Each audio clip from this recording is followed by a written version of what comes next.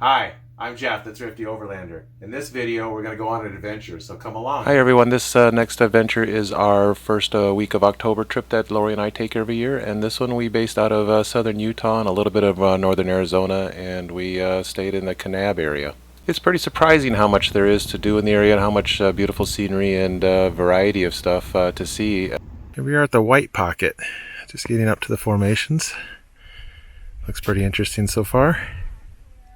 This formation looks like a dinosaur spine laying here. We really started out by kind of driving along the Vermilion Cliffs area and then took the House Rock Valley Road from the southern end north. And our main goal was to stop at some things, mostly like this is the White Pocket, and that's a pretty neat area to go to. I do have to disclaim that it's not the easiest to get to. It's only like 5 miles off the main graded gravel road. But those, there is some spots along there that are pretty soft sand depending on the year. If there hasn't been much rain, there's some pretty sandy stuff that you may get stuck in. But there's usually a lot of traffic. If something happens, I think you can get somebody to help you out. I would definitely recommend airing down on this road because of that soft sand. So we did fine, but I could see where other vehicles could have a big problem. So this area is like amazing, the amount of variety of, there's just layers after layers. You kind of feel like you're going through time. And just formations are everywhere. It's a pretty fun little hike. It's only maybe a quarter mile from where you can park to get into this area, and it's really gorgeous and well worth it checking it out. Of course, this area is not far from the famous area called the Wave, but there's a lottery system on that, and we tried several days to get into the Wave and didn't make it. But these other things like this kind of make up for it because it is really neat and beautiful as well.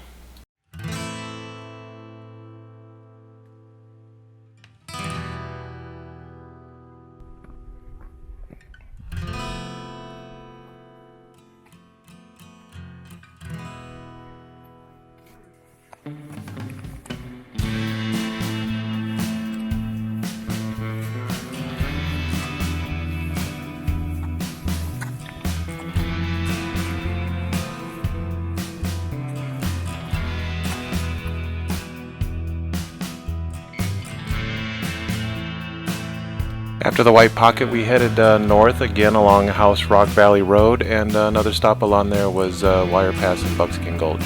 This is Wire Pass. They're taking the route to get to Buckskin Gulch or Canyon. This is still Wire Pass, getting on our way to go to Buckskin. Gets nice and narrow, pretty slack canyon.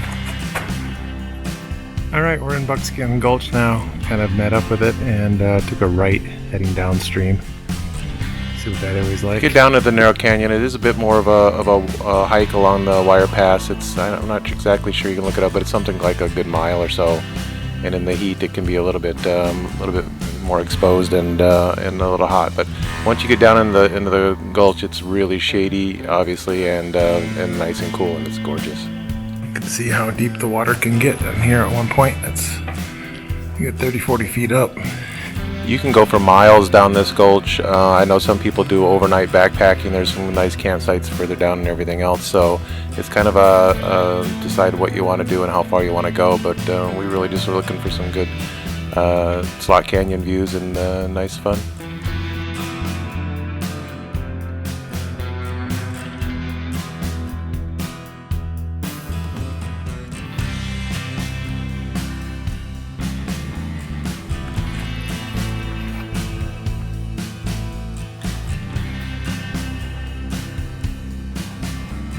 The next day we decided to get some elevation and went up to the mountains that are along Highway 89 north of the Kanab area. We left Kanab heading east, kind of the wrong way, but then we went out to Johnson Canyon Road. That's a pretty nice dirt road that heads north then and then turns into Glendale Bench Road. It kind of goes through some coal mines and ends up at Glendale on Highway 89.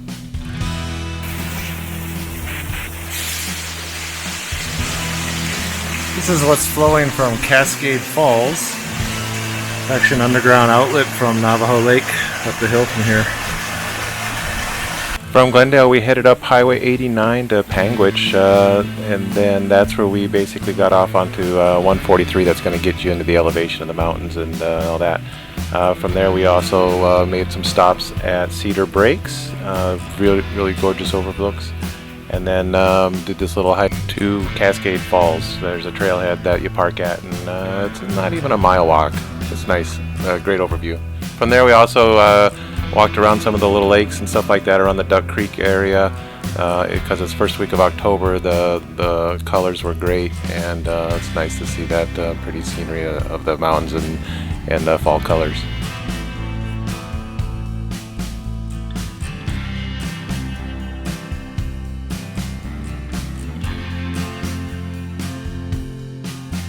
After the mountains, we took Highway 89 heading south again back towards Kanab, and from there we got off just south of Mount Carmel Junction on a trail called Barracks Trail. And I didn't want to do the whole thing, but I love water crossings, so I did do the northern part of this, and there's like 22 water crossings that you cross over the Virgin River several times in this one. So it's just a fun little trail along the canyon with a lot of water crossings, basically.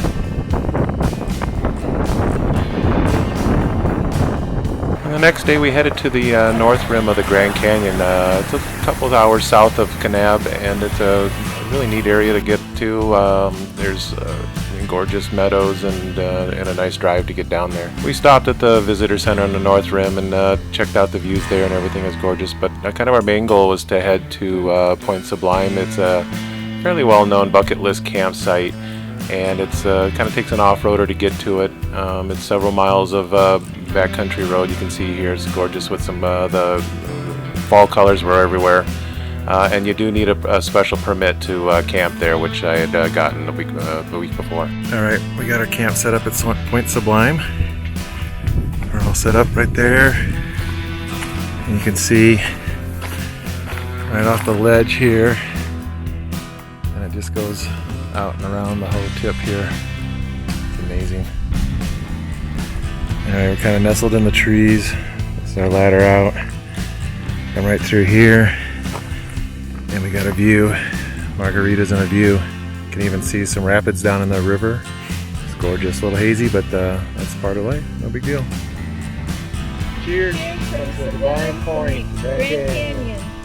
It can be pretty hard to get permits for this campsite. There are other sites similar to this west of this location that are outside the park and don't need a permit. Alright, so this is out at the tip of Point Sublime. Kind of looking back north.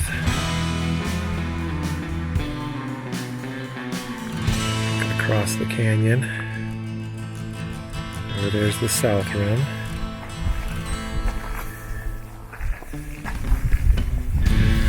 And It's about 20 feet across this point.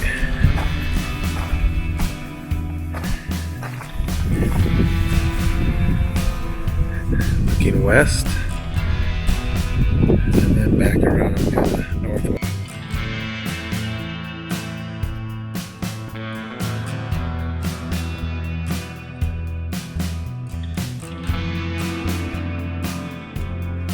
Here's the view from our campsite.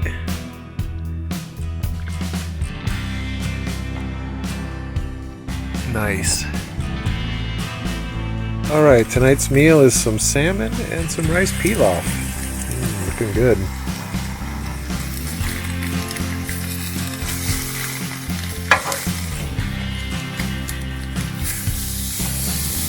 I don't think many could argue that the nicest time to be at the Grand Canyon is at sunset, and sunrise is just about as good, so it's just such a gorgeous view.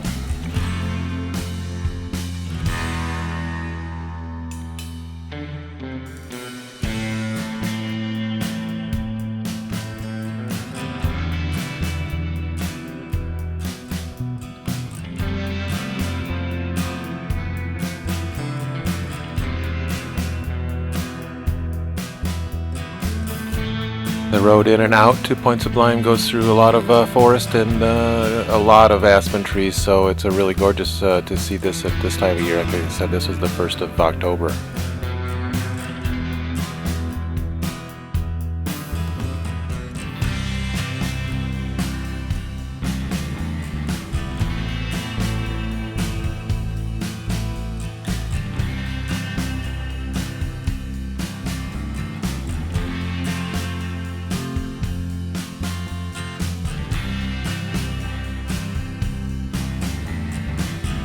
The next part of this adventure was heading east on 89 highway, and we stopped at the Toadstool Hoodoos.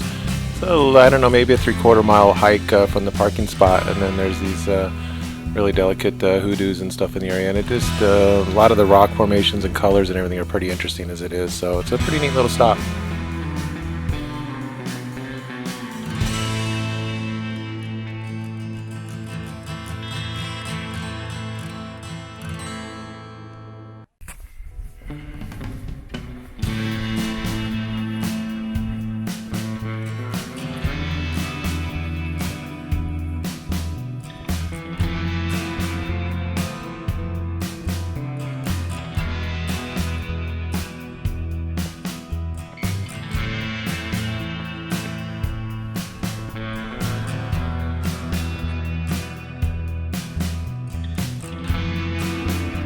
Alright, we're at Alstrom Point. This is the camp we set up.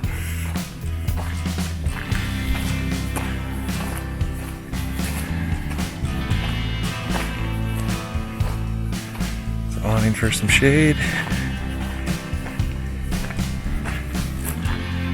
Here's the front of the truck. And this is the drop. But this is the view.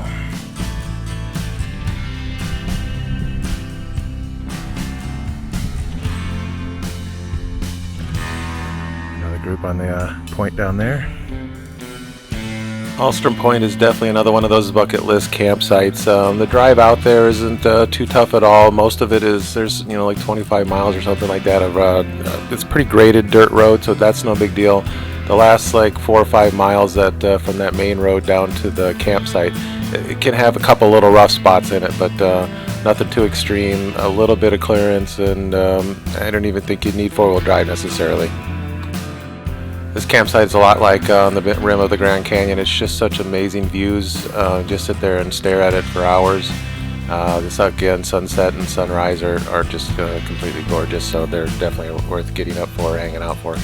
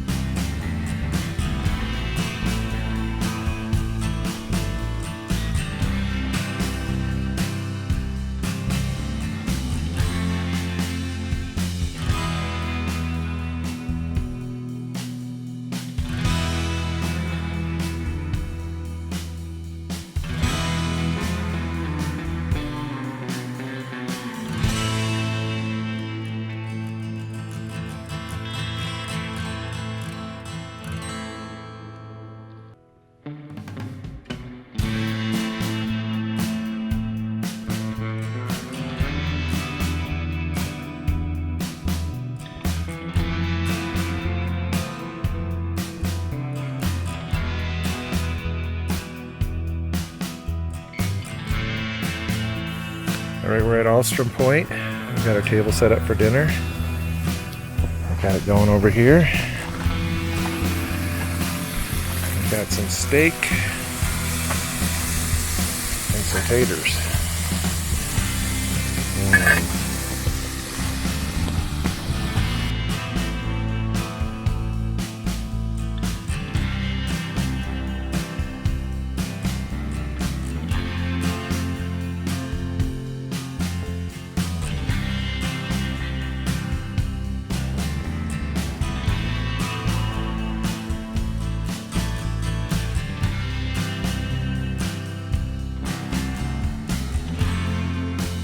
We are at Peekaboo Canyon by Kanab. Just getting into it, just starting. It's like a nice one.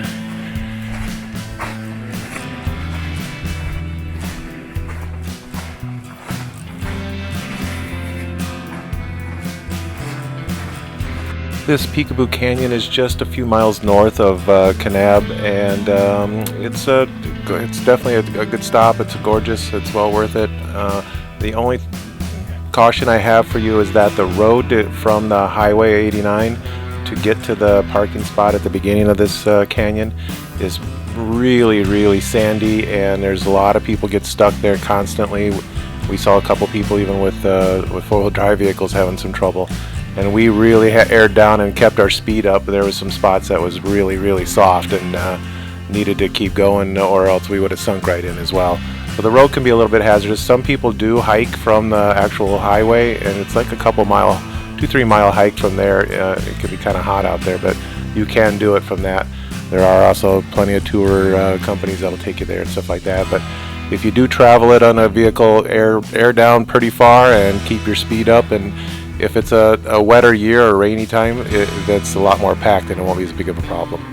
Still not sure why you have multiple slot canyons in the state with the same name, because we did a Peekaboo and Spooky in the Grand Staircase Escalante area as well.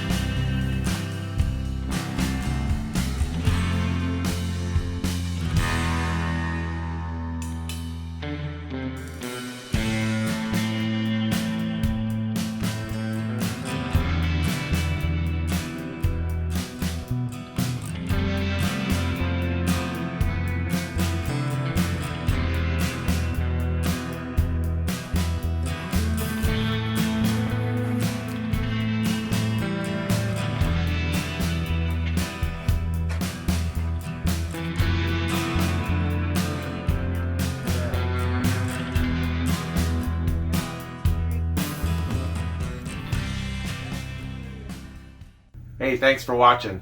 If you enjoyed this video, I'd really appreciate it if you hit that like button and subscribe. We'll see you on the trail.